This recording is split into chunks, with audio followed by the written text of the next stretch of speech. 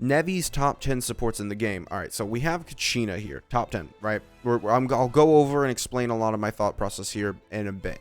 A big thing with my list here is that I'm going to be comparing with a C0 Nevi, so that shield that you're thinking of that's going to maybe appear later isn't going to be here. However, I do have a C0 version of the list, but it's not really that altered. So we have here Kachina.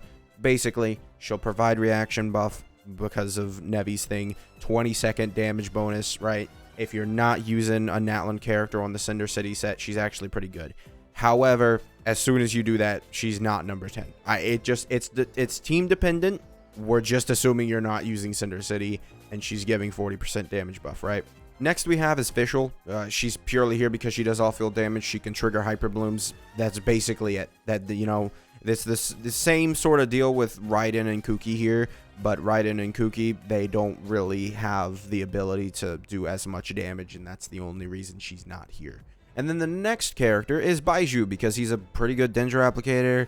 He heals the entire team, which is going to give you damage bonus with Furina, because most likely you're using Nevi with Furina, because that's reasons. I won't tell you guys yet. I'm sure anybody who knows will know, but, reasons why Baizhu healing would definitely matter, guys, right? It definitely matters. However, I don't think it matters as much as Chiori. I think Chiori's off-field damage absolutely can help out with this, team. I think overall, her damage should work pretty well. You can run her with Xiangling while also running her on the team. You can get the Geo res decrease for her, and then also the Geo damage bonus for her, right? It'd be really good. Chiori, good off-field damage. I don't have the character, so maybe I'm a little overrating her or underrating her. But personally, I feel like she's number 7. Next, we have Ororon. He is a character who is built for Electrocharge, so assuming that you're using primarily Hydro reactions, he'll be doing a lot of damage off-field. Basically, he'll be doing more damage than Fischl off-field, and then also he'll be going ahead. He'll provide the 40% Cinder City buff, which, that's an issue with, Kachina. So as soon as you add Ororon to the team, you kind of, jip Kachina out of actually having that buff. I think Ororon can maybe be lower than Chiori, but also it is important to note that, Ororon is providing a different reaction, right? Because if you're using Xiangling plus Chiori plus Furina, then you're not really even getting that benefit of the C1 because you're only using 2 elements, right? Whereas, you grab Ororon instead of Chiori, right? It would work pretty fine. You can also run Ororon and Chiori. That is an option, right? Overall, I would say Ororon is going to be the better option here. Next, we have Xiangling. As much as I hate to say it, this character does make Nevi Vape, and Nevi Vape does do a lot of damage while it's inconsistent. And the main reason it's inconsistent is because of this character. But generally, guys, I'm going to be honest, this character does increase Nevi's damage by quite a lot. She's also going to do a lot of damage. It's overall, like, if you can get her to work, it works great. But a lot of the times, it's an issue to get her to work. And for that reason, Sucrose is better. And now you can finally see all of the honorable mentions. You can probably tell which ones are coming up. But yeah, we have Sucrose here. She's just going to be better overall, in my opinion, because with Sucrose, you can get 40% res shred, 20% damage bonus, along with giving yourself EM. So if you're running a team of Xiangling plus Sucrose with Nevi, then you're going to buff your EM a whole bunch. So her support abilities are absolutely insane. And then we have the next character, basically the same story. It's Kazuha. But this guy, he'll be giving 40% damage bonus, 40% res shred, which overall is going to be better because his best, most consistent team is just using his Hydro damage and buffing that as much as you can.